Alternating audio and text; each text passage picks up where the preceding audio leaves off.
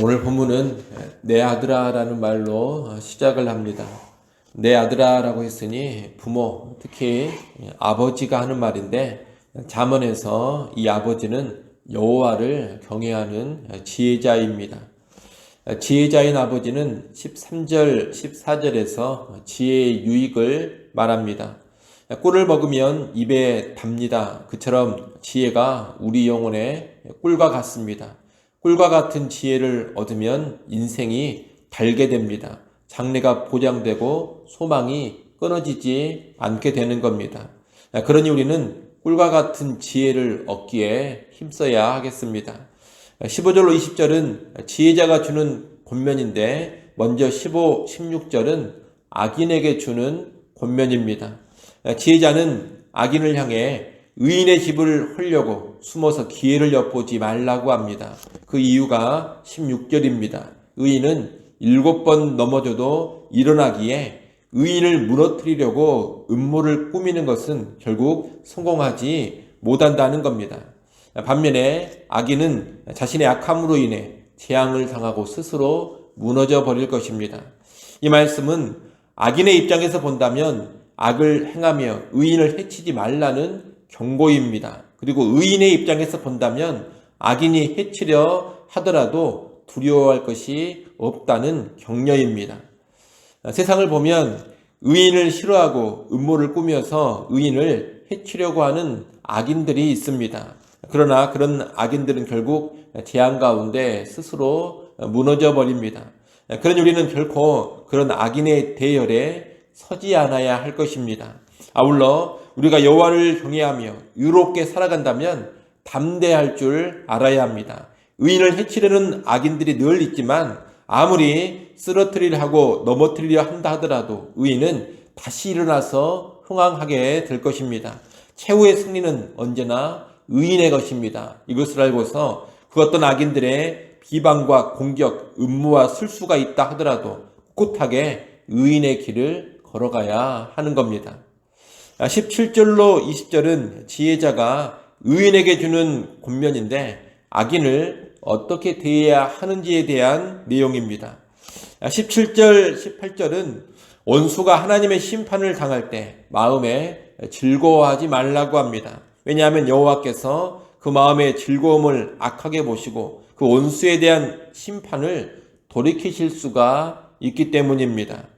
이 말씀은 하나님이 악인을 심판하지 않으실 수도 있다 이런 뜻이 아닙니다. 다만 악인이 심판을 받는다고 해서 그 심판을 보고 즐거워하며 속으로 고소하게 여기는 그런 모습이 합당하지 않다는 겁니다. 그런 태도는 긍휼이 없는 태도요, 지혜로운 모습도 아닙니다. 우리는 의인의 원수인 악인이 심판을 받을 때 그 심판을 보면서 먼저 긍휼히 여길 줄 알아야 합니다. 더불어 자기 자신은 결코 그런 심판받을 악인이 되지 않도록 더욱더 근신하여 깨어 있어야 합니다. 그런 태도가 지혜자의 태도입니다. 19절 20절은 악인으로 인해 분노하지도 말고 악인의 형통함을 부러워하지도 말라는 권면입니다. 우리는 악을 미워해야 하지만 악인을 미워하거나 그 사람에 대해서 분노하지 않아야 합니다. 우리는 악과 싸우는 것이지 악인을 증오하면서 그 악인 자체와 싸울 것이 아닙니다. 이런 태도가 있어야지만 선으로 악을 이길 수가 있습니다. 그렇지 않고 악인 자체를 향해 증오하고 악인 자체를 향하여 분노하기 시작하면 악으로 악을 갖게 될 것이고 급기야 악인과 싸우느라고 나도 악인이 되어버립니다. 우리는 이러한 모습을 심히 조심해야 하는 겁니다. 또한 악인이 잘 되는 것을 보고 부러워하지도 않아야 합니다. 악인의 결국은 심판입니다. 악인의 미래는 없습니다. 악인의 등불은 반드시 꺼져버립니다. 그러니 잠깐 악인이 잘 되는 것을 보면서 의인의 삶에 회의를 느끼거나 의의를 행하는데 의구심을 가지면 안 됩니다. 언제나 마지막 끝을 보면서 의인의 길을 가야 하는 겁니다. 이처럼 악을 미워하고 악과 싸우되 악인은 미워하지 않고 악인에게 분노하지 않는 것, 또한 악인을 부러워하지 않는 것, 이것이 지혜자의 태도입니다. 여러분 혹시라도 악인을 미워하거나 악인에게 분노를 내뿜고 있지는 않습니까? 아니면 악인을 부러워하고 있지는 않습니까? 악인을 향한 미움, 분노, 부러움은 모두 다 어리석은 모습들입니다. 우리는 그런 모습을 버려야겠습니다. 그런 모습을 버리고 아버지가 권하는 그런 말씀을 잘 기억하면서 지혜자로 악인을 대해갈 수 있기를 바랍니다. 마지막 구절은 21절, 22절은 여호와와 왕을 경외하라는 지혜로운 아버지의 권면입니다.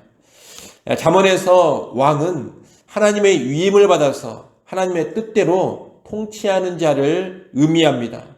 실제 역사에는 부정적인 왕도 있고 악한 왕도 있습니다만 잠언에서는 그런 왕을 상정하지 않습니다. 잠언에서 말하는 왕은 왕다운 왕, 하나님의 뜻대로 위임된 권력을 바르게 행사하는 왕입니다. 그런 맥락에서 여호와와 왕을 경외하라고 하는 겁니다. 그런 경외함 가운데 여호와와 왕을 무시하며 대적하는 자들과 함께하지 않아야 합니다. 왜냐하면 그런 자들에게는 재앙이 속히 임하기 때문입니다.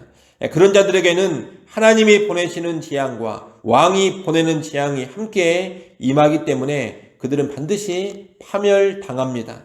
정당한 권위에 대적을 하는 것은 그 결과가 항상 파멸이라는 겁니다. 우리는 여호와를 경외하는 것과 하나님이 세우신 정당한 권위를 인정하는 것이 언제나 함께 간다라는 것을 잘 알아야 합니다. 정당한 권위를 부정하고 업신여기는 것은 결국 하나님을 경외하지 않는 겁니다. 반대로 정당한 권위를 인정함으로써 여호와 경외함을 구체적으로 보여주는 겁니다. 여러분, 여호와를 경외하는 것이 지혜의 핵심입니다. 또한 여호와께서 세우신 왕의 권위를 인정하며 순복하는 것도 지혜입니다. 그런 지혜가 있을 때 악인의 악은 무너지고 의가 흥황합니다.